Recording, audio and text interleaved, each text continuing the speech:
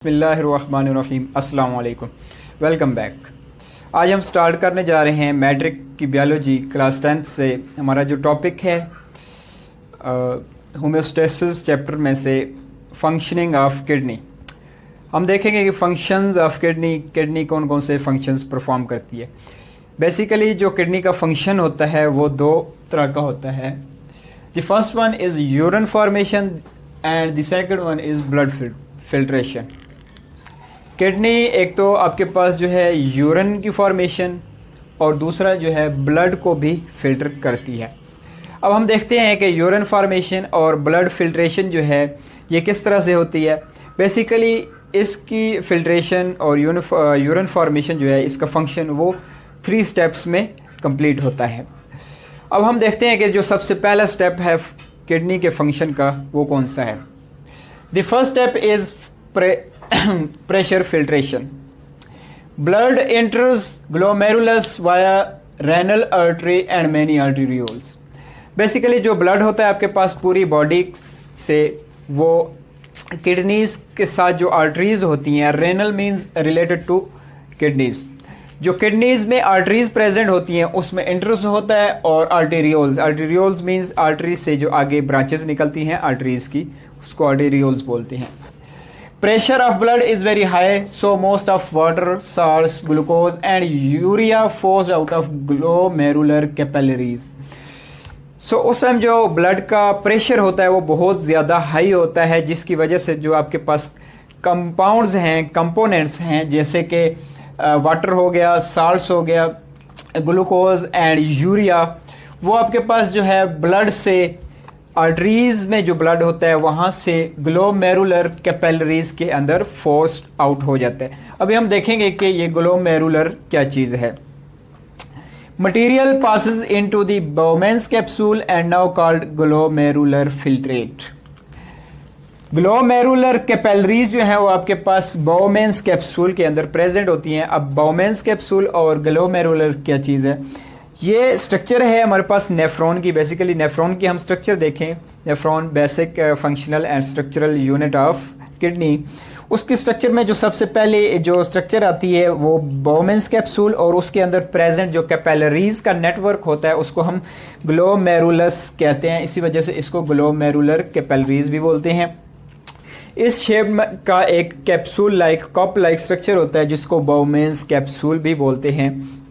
इसके अंदर ग्लोमेरुलस होता है। सो जो आपके पास कंपोनेंट्स होते हैं, कंपाउंड्स होते हैं, वो आर्टरीज से ग्लोमेरुलर कैपिलरीज के अंदर इंटर होते हैं।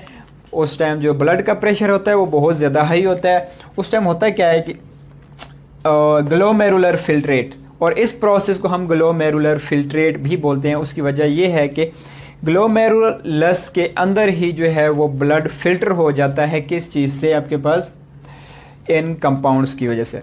So the second step of kidney functioning, selective reabsorption. Selective reabsorption में देखते हैं कि क्या क्या होता है। About 99% glomerular filtrate reabsorbed into blood capillaries. जो आपके पास ग्लोमेरुलर फिल्ट्रेट होता है मीन्स जो उसके अंदर ब्लड होता है और ब्लड के अंदर मौजूद जो कंपाउंड्स होते हैं, आइंस हो गए, वाटर हो गया, ग्लूकोज एंड ETC, वो ब्लड कैपिलरीज के अंदर रीअब्जॉर्ब हो जाते हैं। मीन जो वेस्ट मटेरियल होते हैं वो तो किडनी की तरफ जो है वो चला जाता है, और जो यूजफुल सब्सटेंसेस होती हैं वो आपके पास ब्लड के अंदर रीअब्जॉर्ब हो जाती हैं। Occurs through osmosis, diffusion and active transport. और ये सारा प्रोसेस आपके पास 3 किस्म के जो प्रोसेसेस हैं उनके ज़रिए से हो रहा होता है। ऑस्मोसिस हो गया, ऑस्मोसिस के ज़रिए, डिफ्यूजन की वजह से, और एक्टिव ट्रांसपोर्ट की वजह से जो मटेरियल्स की ट्रांसपोर्टेशन है ब्लड से वाटर की तरफ और वाटर से ब्लड की तरफ हो रहा होता है। बिकॉज जो ब्लड है वो आपके पास वेस्ट मटेरियल्स जो है वो सीक्रेट कर रहा होता है, और जो यूजफुल सब्सटेंसेस होती हैं वो ब्लड रीअब्जॉर्ब कर रहा होता है। Some water and most glucose reabsorb from proximal convoluted. अब ये प्रॉक्सिमल कन्वोल्यूटेड क्या है, हम इस स्ट्रक्चर पे देखते हैं। बाउमेंस कैप्सूल के बाद हमारे पास एक ट्यूब्यूलर स्ट्रक्चर आती है, और ये इस तरह से कुछ होती है कि इसके अंदर थोड़ा सा हमारे पास गुच्छा लाइक स्ट्रक्चर बन जाता है। इस पार्ट को हम बोलते हैं प्रॉक्सिमल कन्वोल्यूटेड ट्यूब्यूल, बिकॉज ये ट्यूब्यूलर लाइक स्ट्रक्चर होती है। तो इसके अंदर क्या होता है, आपके पास some water and most glucose reabsorb. इस पार्ट के अंदर आपके पास जो वाटर है वो भी रीअब्सॉर्ब हो जाता है और ग्लूकोज की मैक्सिमम अमाउंट जो है वो भी रीअब्सॉर्ब हो जाती है। Salts reabsorbed by active transport and water bye osmosis. हमने ऊपर पढ़ा जो प्रोसेसेस हो रहे होते हैं, जैसे ऑस्मोसिस है, डिफ्यूजन है एंड एक्टिव ट्रांसपोर्ट है। सो साल्ट्स जो होती हैं हमारे पास, जिसको हम उर्दू में नमकियात भी बोलते हैं, वो एक्टिव ट्रांसपोर्ट के ज़रिए से रीअब्सॉर्ब हो रही होती हैं, जबकि जो वाटर है वो ऑस्मोसिस के ज़रिए रीअब्सॉर्प्शन कर रहा होता है। Descending limb allows water reabsorption while ascending limb allows salts reabsorption. अब ये descending limb and ascending limb क्या चीज़ है? नेफ्रॉन की स्ट्रक्चर में हम पढ़ रहे थे प्रॉक्सिमल कन्वोल्यूटेड ट्यूब्यूल। इसको हम अगर कंटिन्यू करें तो यहाँ से ये दोबारा से कंटिन्यू हो जाता है। सो एक लूप लाइक स्ट्रक्चर बन जाती है जिसके दो पार्ट्स होते हैं।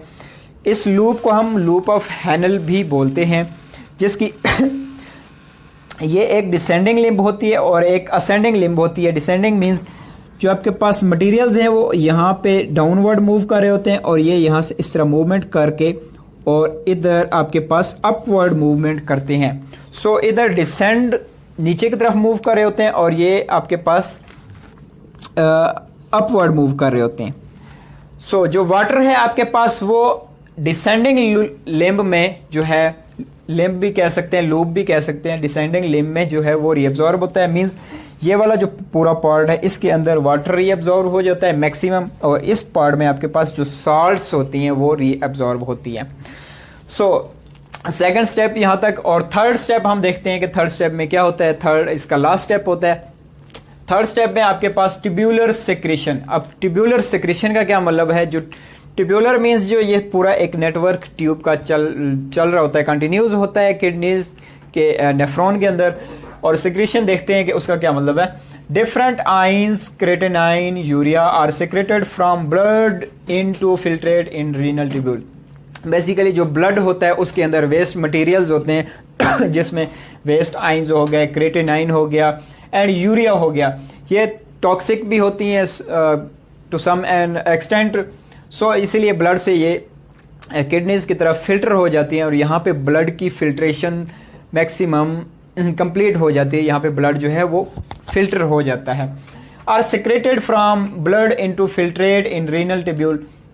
मीन रीनल ट्यूब्यूल का मतलब क्या है? इस ट्यूब्स के अंदर ब्लड से जो है ये सारी सब्सटेंसेस फिल्टर होकर ट्यूब के अंदर ट्रांसपोर्ट हो जाती हैं। This is done to maintain blood in normal pH.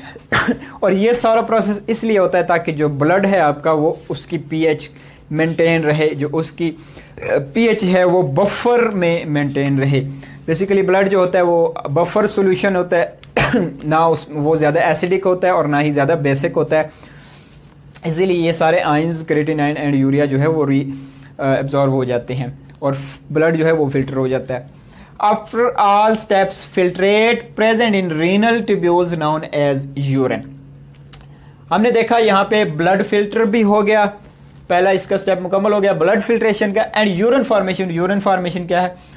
In steps के बाद जो आपके पास एक फिल्ट्रेट बच जाता है, जो एक वेस्ट मटेरियल बच जाता है लिक्विड फॉर्म में, वो उसको आप यूरिन बोलते हैं। सो किडनीज के जो दो फंक्शन होते हैं वो यहाँ पे कंप्लीट हो जाते हैं। It moves into collecting duct and then into pelvis. जो यूरिन होता है वो बाद में आपके पास जो है कलेक्टिंग डक्ट, जो नेफ्रॉन की एक कंप्लीट कंटिन्यूस कलेक्टिंग डक्ट जो ट्यूब्यूल्स होती हैं वो कंटिन्यूस रहती हैं। उसके बाद आपके पास कलेक्टिंग डक्ट आती है, उसके अंदर यूरिन मूव करता है एंड देन पेल्विस। पेल्विस से आपके पास यूरेटर्स, जो दो ट्यूब्यूल लाइक स्ट्रक्चर्स होती हैं दोनों किडनीज से यूरेटर की तरफ, यूरेटर मीन यूरिनरी ब्लैडर की तरफ मूव करती हैं और वहाँ पे जो है टेम्परेरी यूरिन स्टोर रहता है and then moves out by urethra. अब हम देखते हैं कि हमारे पास जो नॉर्मल यूरिन होता है उसके अंदर कौन कौन सी चीज़ें होती हैं, कौन कौन से कंपोनेंट्स उसमें, यानी उसकी कंपोजिशन क्या होती है नॉर्मल यूरिन की। उसमें वाटर हमारे पास 95% वाटर होता है, मैक्सिमम जो होता है वो वाटर होता है। यूरिया देखें तो हमारे पास 9.3 ग्राम पर लीटर, पर लीटर के हिसाब से जो यूरिया होता है यूरिन के अंदर वो 9.3 ग्राम होता है। इसी तरह क्लोरीन आइंस जो होते हैं 1.87 ग्राम पर लीटर, सोडियम आइंस 1.17 ग्राम पर लीटर, पोटाशियम आइंस 0.750 ग्राम पर लीटर, और अदर आइंस मीन्स इसके अलावा जो आइंस हो गए क्रिएटिनाइन एंड सोहन, उनकी वेरिएबल अमाउंट्स होती हैं, उनकी बहुत ज़्यादा स्मॉल अमाउंट्स होती हैं। सो ज़्यादा से ज़्यादा जो अमाउंट होती है इसमें वाटर की होती है। सो फंक्शन ऑफ किडनी जो है वो 3 स्टेप्स में कंप्लीट हो जाता है। इसमें ब्लड की फिल्ट्रेशन भी होती है और उसके साथ साथ यूरिन की भी फॉर्मेशन होती है। सो आज का टॉपिक यहीं पे कंप्लीट हुआ। मिलते हैं इंशाल्लाह नेक्स्ट। अल्लाह हाफिज़।